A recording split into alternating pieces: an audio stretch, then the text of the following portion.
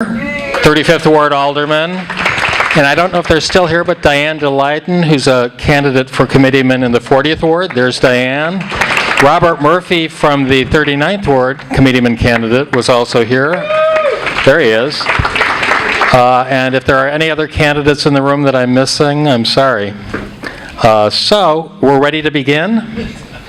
This is the 40th District State Representative race, and this is Harish Patel. And take it away, Dan. Absolutely. Well, I'm going to go ahead, Harish. I'm going to give you the microphone here. And I got, because let you try this one. You just hold on to it. Yeah, just kind of. All right. That was year one of journalism school to turn on the microphone. It's great. Passed with flying colors. So Harish, looking forward to getting to know you here. I got the questions here for you delivered by the FBI. Tight security. And we should say, of course, we said at the beginning that we did invite Jamie Andrade to participate. He's down in Springfield today, could not make it back up in time for this evening here. So you have the stage all to yourself. Looking forward to getting to know you. And we'll keep this kind of moving along here. I mean, 2 minutes for each question-ish, but because we don't have anyone else, I'll cut you off. I feel you're, trying to make a speech or something. So, but why don't you go ahead and introduce yourself and take a couple of minutes just so we can get to know you a little bit better. Sure. Let me start with my favorite color as we're trying to get to know each other. It's brown. But no, Mine's thank you. red. What is it? Red. Red. Indiana Hoosiers. Yeah, cream and crimson. Well, first of all, let me just start with thank you. I appreciate all the people that are here and Don Olson for putting this together. I'm always amazed that he can bring groups together like this, last minute, and all the organizations that are here. My name is Harish Patel. I'm running for state representative. Because look, we know that our state is in a mess, our district is in a mess, and I'm running to bring progressive, independent, and new leadership, so we can really go against Governor Romney's budget cuts and fight machine politicians in politics as we see it today. I want to just sort of introduce who I am, which is I'm a small business owner. I have a small business, Ishivest Fair Trade Company. I'm a community organizer. For the past decade, I've spent all my time organizing in the Southwest Side first, and most recently on immigrants' rights. And third, I'm an immigrant myself. I arrived to this country that welcomed me about 16 years ago when I came with my mother at the age of 14. I came here because it's one of the most diverse zip code in the United States. It's one of the most welcoming and diverse place for somebody like me. And I just had to run because, look, the incumbent, Jamie, who is unfortunate who couldn't be here, has failed to be a strong, independent voice for the Democratic Party. And he hasn't really represented any of the interests of our people and our communities. And I'm hoping that we can really push our state forward and really unify all of us to fight the budget cuts and short-sighted proposals from Governor Rauner. So thank you for having me here, and I'm looking forward to all your questions. Good, thank you. So question number one here, what are the causes and who is to blame for the current financial crisis that we're facing in our state? So you want to know sort of the budget crisis that we're in right now? Who is to blame and what are the causes? The way I think about politics, can people hear me okay? So I feel like there's muffling sound. Turn this down just a hair. Okay, right here? There we go, that's good. Right. So the way I sort of see how politics has been in the United States and Illinois for the 30, 40 years, and I think Aaron and Dick Mell surprisingly sort of shared a lot about the history of what has been the politics in this state and in this city, which has been machine politicians sort of controlling this 15 to 20 families that controlled most every aspect of the state and the city. And you can name them, right? And I feel like the incumbent, or Maya Jamie, has just a part and parcel of that. He got his first job being the soldier in Dick Mell's army. He got his second job being in the city of the Dick Mell's army. He got his third job, which is supposed to be an elected position, appointed by being part and parcel of the same army. I feel like that's what we're sort of done with. And you see that in Bernie, and you see that in the new kind of politics that you see on the Northwest side happening, which is we're saying no to the basic, low-level sort of politics that doesn't inspire us, doesn't provide us any vision of how to get us out of this mess. And instead, all they can do is supply you with 15 crappy mailers, right, without any vision or any solutions. And so that's what I think is a crisis. It's a crisis of democracy that has led us into a crisis of budget and revenue. I also think that somebody who's been the Speaker of the House for 32 years, if he doesn't have any vision, maybe they need to step back.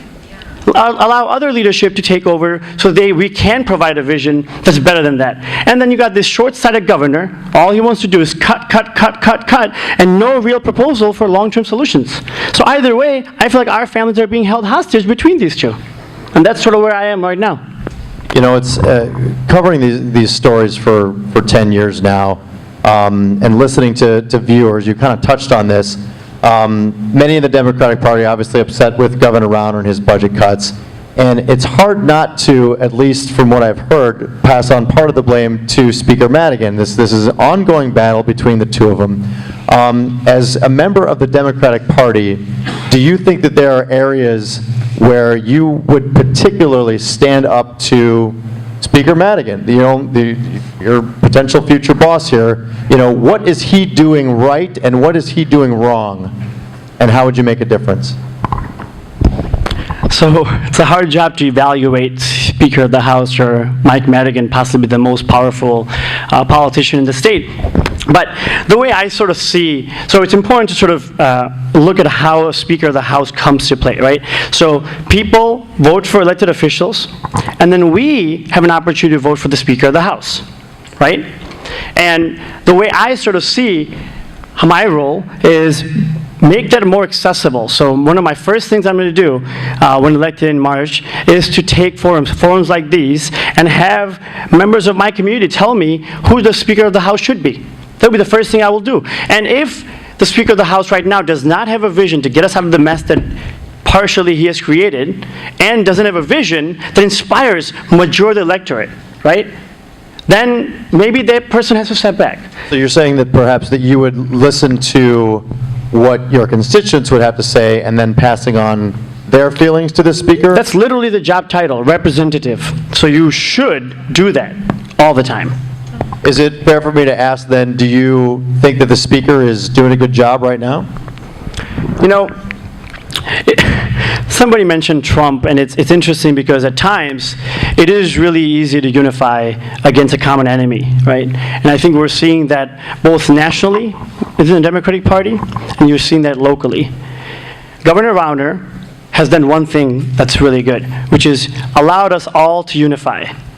Progressive Democrats, the Socialist Democrats, the Democrats in the center, the Ram Democrats, all kinds of Democrats have been able to come together because we do have a unified vision against something.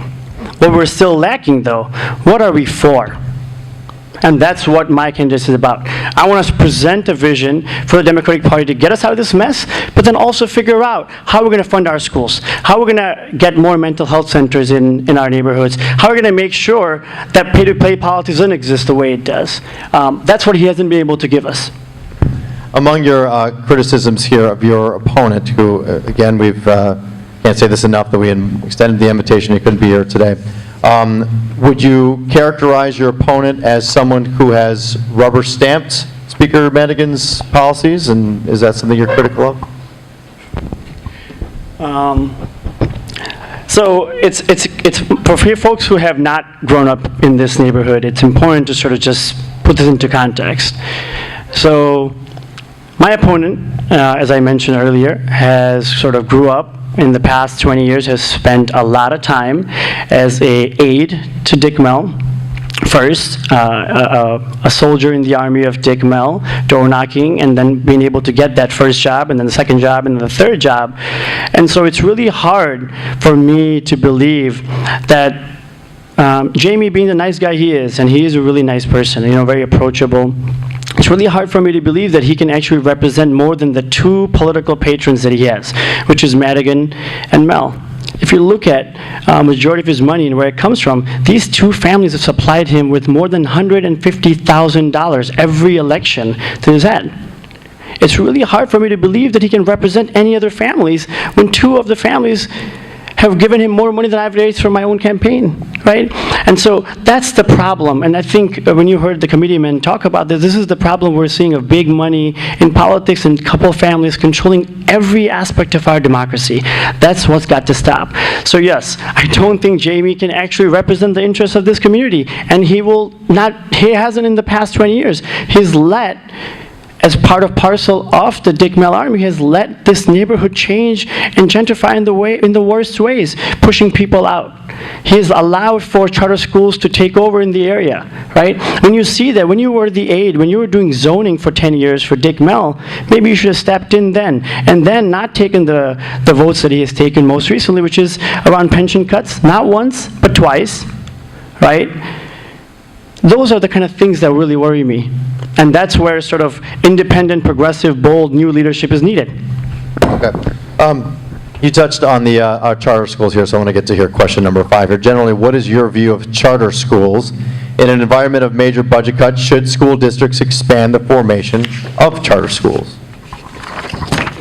So so the way I sort of think about the school crisis in general is that, look, charter schools have just added to the crisis of public education, right? That's how I feel. I don't think we need any charter schools or any more charter schools in our district or our neighborhoods. All they do is take away public dollars, public money that could go into public school system, and takes it away and puts it into this other system, right? That's completely wrong. But what we ought to also think about is, it is so unfortunate that a zip code determines the fate of a child for the rest of their life.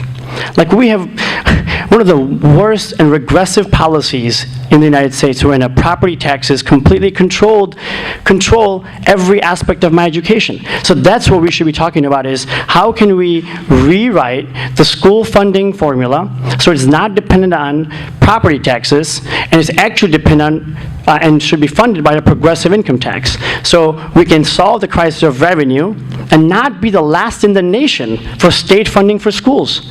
So that's sort of where I think we should be going towards, and not expanding charter schools. And so as your role as state rep, what is your opinion as to the role of the state of Illinois as it pertains to Chicago public schools? The way I think about the state and the way that the role they should be playing is sort of the person that they should be the revenue provider for our schools, right? Every other decision should be led to us. We're the taxpayers for this city. So we should be deciding, that's why I'm really excited the elected school board is hopefully it's passed in the House and it'll go to the Senate, and hopefully we'll have enough veto power that we can override the veto against the governor, because he has said that he's gonna fight against that. That's why I'm excited that there are proposals for TIF money to be used for public schools. And that's why I'm excited that we actually now finally have a union that is sort of standing up against the old school political machine hacks. And that's ultimately where it should be. The power should be in our school system for us in Chicago. And the state should give us the money that we need to function just the way they give to all the other municipalities. About halfway through our questions here.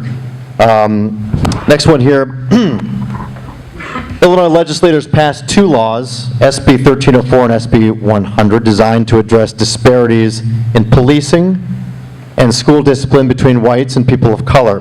What is your perspective on these laws, and what additional measures, if any, would you propose to address